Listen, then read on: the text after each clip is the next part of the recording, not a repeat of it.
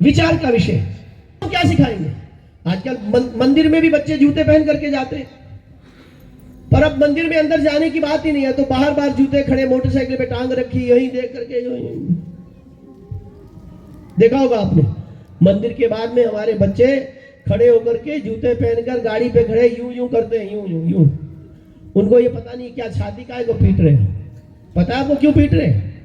क्योंकि छाती पीटने वालों के यहाँ आपने उनको शिक्षा देने डाल दिया। कॉन्वेंट स्कूल में आपने उनको डाल दिया बच्चों को। कौन से स्कूल में? Convent school. कॉन्वेंट स्कूल किसे कहते हैं? कॉन्वेंट शब्द का अर्थ जानते हो? कॉन्वेंट स्कूल किसे कहते हैं? कॉन्वेंट स्कूल कहां का कल्चर है? भारतीय कल्चर है कि विदेशी कल्चर है? विचार का विषय है, जिसे आप गर्व कहते हैं, समझते हैं, यह शर्म की बात है। कॉन्वेंट स्कूलों की व्यवस्था हमारे यहां भारत में इसके लिए कोई स्थान नहीं। हमारे यहां कॉन्वेंट स्कूल की क्या आवश्यकता है? ये कॉन्वेंट स्कूल की आवश्यकता किनको पड़ी? विदेशों में पड़ी, अमेरिका में पड़ी, जापान में पड़ी, उन जगह पे कॉन्वेंट स्कूलों की आवश्यकता पड़ी। क्यों? क्योंकि हमारे यहां तो बड़े संबंध पवित्र होते हैं, पति पत्नी होते हैं, पुत्र होते हैं। पुण्यम नरका त्रायते पुत्रा, जो अपने पिता को पुण्य नामक नरक से तारता है उसे पुत्र कहते हैं। हमारे यहाँ पुत्र संपादन किया जाता है, पुत्र पैदा किया जाता है, पर उनके यहाँ पुत्र नहीं होता, उनके यहाँ लड़का होता है। क्या होता है? लड़का। लड़का मैंने लड़ाई करती थी, लड़का जो लड़ाई करके माँ बाप घर से बाहर निकाल दे उसको लड़का बोलते हैं। आजकल लड़के पैदा होना शुरू हो गए, भारत में भी लड़के पैदा हो रहे, पुत्र पैदा नहीं होते। क्यों? क्योंकि पाश्चात्य सभ्यता को हमने हृदयंगम कर लिया, अपने सिर पर बिठा लिया, अपने हृदय में बिठा लिया। उसका ये परिणाम हुआ कि आज हमारे यहाँ पुत्र पैदा होना बंद हो गए, आज हमारे यहाँ पति होना बंद हो गए, आज हमारे पत्नियां समाप्त हो गई, सब हस्बैंड बन गए, कोई वाइफ बन गई, कोई जो है लड़के बन गए। समझाई? ये कॉन्वेंट स्कूल का कंसेप्ट आया कहां से? ये विदेशी कॉन्वेंट स्कूल का कंसेप्ट है। विदेशों में कोई पति पत्नी नहीं होता। वो महारोग भारत में भी उत्पन्न हो गया, और हम दुर्भाग्य से हमारी भारत सरकार ने कानूनी रूप से उसे स्वीकार कर लिया, जिसे आप लोग कहते हैं लिविंग रिलेशनशिप। जो पठित लोग हैं वो जानते होंगे, समझते होंगे। लिविंग रिलेशनशिप का मतलब होता है, जरूरी नहीं कि हम पति पत्नी विवाह करके तभी पति पत्नी के संबंध में बने और साथ में रहें। लिविंग रिलेशनशिप का मतलब है जार। जार कहते हैं अवैध पुरुष पत्नी के अतिरिक्त नाजायज स्त्री को रखना, पति के अतिरिक्त नाजायज पुरुष के साथ संबंध रखना। उस पति के अतिरिक्त जो नाजायज पुरुष रहता है उसकी संज्ञा है जार। शास्त्रों में उसे जार कहा गया, जो अपभ्रंश होते होते यार बन गया। वर्तमान में जो हम यार यार बोलते हैं कि नहीं, वो यार का अभिप्राय है अवैध पुरुष, पत्नी का अपने पति के अतिरिक्त अवैध पुरुष से संबंध, उसी को जार बोलते थे। वो जार अपभ्रंश होते होते यार बन गया। तो भारत में तो पत्नी होती है, पत्नी होते, ये संबंध पवित्र संबंध है। विदेशों में पति पत्नी तो कोई होता नहीं, उनके यहाँ लिविंग रिलेशनशिप होता है। जब तक मन मिले तब तक इंटरटेनमेंट करो। भोग्या है, औरत तो भोग्या है, भोगने की वस्तु है। इंटरटेन है क्या? Wonderful item for entertainment. तो इंटरटेनमेंट के लिए औरत तो एक साधन है। तो जब तक मन लगे, मन माने, इंटरटेन करो, और जब मन भर जाए लात मार के बाहर निकाल दो। उनके यहाँ को पत्नी नहीं होती, उनके यहाँ को पति नहीं होता। इन संबंधों के कारण वहां पर बच्चों की संख्या बहुतायत हो गई, जिसे अवैध संतान बोलते हैं। यदि शुद्ध देशी भाषा में सुनना चाहते हो तो हराम की औलाद।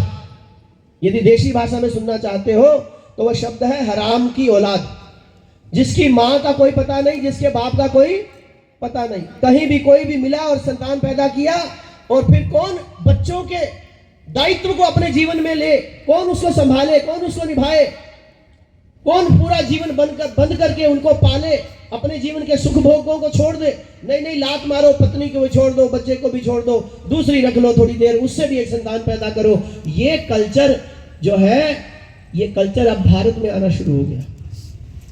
तो ये कल्चर के कारण वहां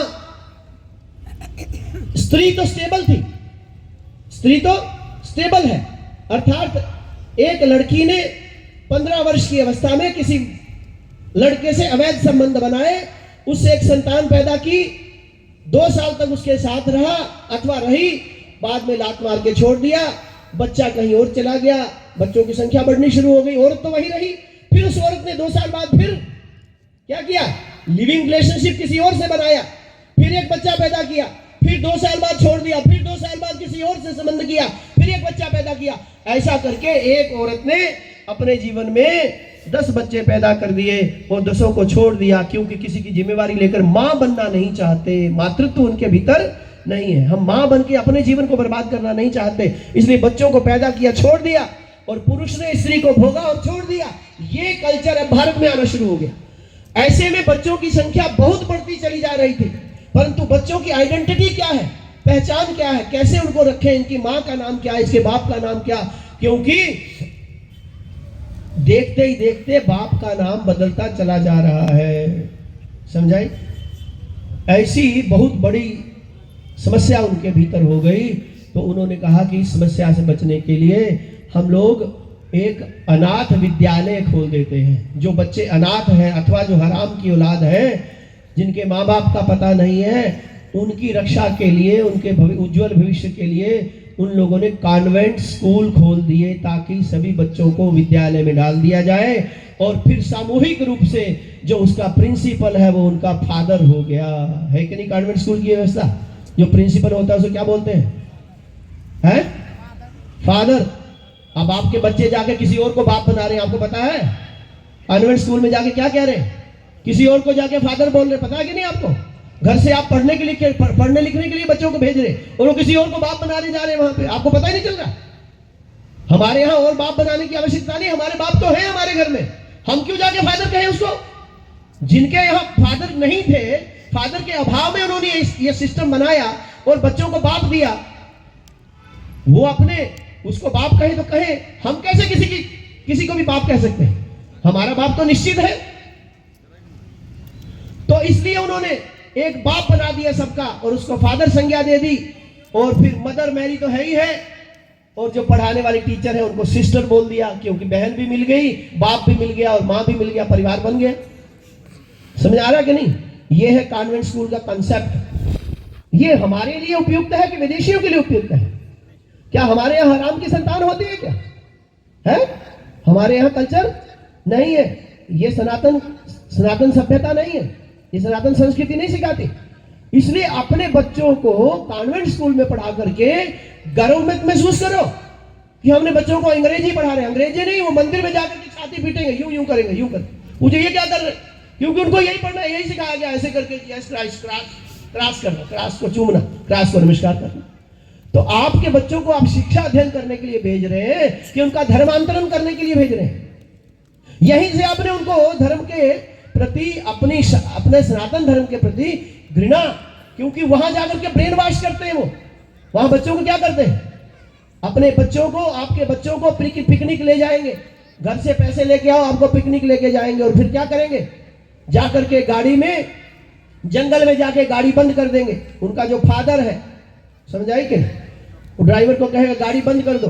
फिर बच्चों को ब्रेन वॉश कैसे करना? उन बच्चों को बोलते जाओ अपने अपने भगवान का, कौन है बताओ आपके भगवान? तो कोई कहते हैं हम हनुमान जी को मानते, कोई कहते हैं हम दुर्गा को मानते, कोई कहते हैं भगवान शंकर को मानते। तो कहते हैं सबसे प्रार्थना करो कि ये गाड़ी स्टार्ट हो जाए।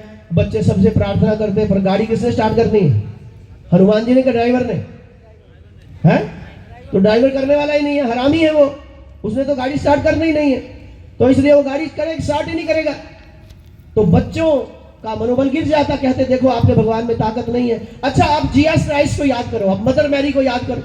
है? अभी थोड़े दिन पहले सब लोग भारतीय बड़े गर्व से जो है जोकर बनने जा रहे थे। क्या बोलते हैं उसको? Santa Claus. ये क्या है भाई? आपका बाप दादा है सेंटा क्लॉज?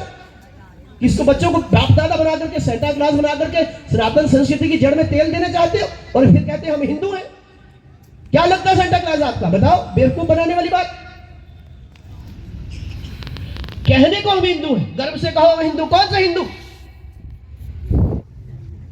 स्कूलों में सेंटा क्लॉज बना करके, स्कूलों में जो है कार्यक्रम होते हैं, फंक्शन होते हैं, वहां सेंटा क्लॉज बना के घुमाया जा रहा। क्यों? ये कौन सी संस्कृति है भाई? आपके बच्चों को कॉन्वेंट स्कूल में तिलक नहीं लगाने दिया जाता, मोली नहीं बांधने दी जाती, चोटी नहीं रखने दी जाती, और आप अपने बच्चों को वहां पढ़ा करके क्या बनाना चाहते हो? फिर वो काटजू बनेंगे, सुप्रीम कोर्ट का जज बनेंगे, और कहेंगे हम हिंदू हैं पर हम बीफ खाते हैं, बीफ खाने में कोई पाप नहीं लगता। ऐसे आपके बच्चे बनेंगे, याद रखना। पढ़ लिख करके गधे बनेंगे। ऐसे स्कूलों में पढ़ा करके उनको गधे बनाओगे, उनको बैरिस्टर बनाओगे, उनको सुप्रीम कोर्ट के जज बनाओगे और बैठ करके भारत की छाती पर मुंह दलेंगे और ये निर्णय देंगे कि हम हिंदू हैं, हम बीफ खाते हैं, बीफ खाना कोई पाप नहीं, कोई अपराध नहीं, खा सकता, हर कोई बीफ खा सकता है, सबको अधिकार है। ये कौन लोग हैं? ये वही लोग हैं जो कॉन्वेंट स्कूलों में पढ़े हैं, जिन्होंने छाती ठोक के यूं यूं किया है, जो अपने बाप को छोड़ के दूसरे को फादर कहते हैं, जो अपनी माँ को छोड़ के दूसरी को माँ कहते हैं, अपनी बहन को छोड़ के दूसरी को बहन बनाते हैं। ये दुर्गति के परिचायक हैं उनके। इसलिए यदि वास्तव में जागना है तो अपने मूल को रक्षा करो। मूल की रक्षा करोगे तो पौधे की रक्षा अपने आप हो जाएगी, फूलों की रक्षा अपने आप हो जाएगी, फलों की रक्षा अपने आप हो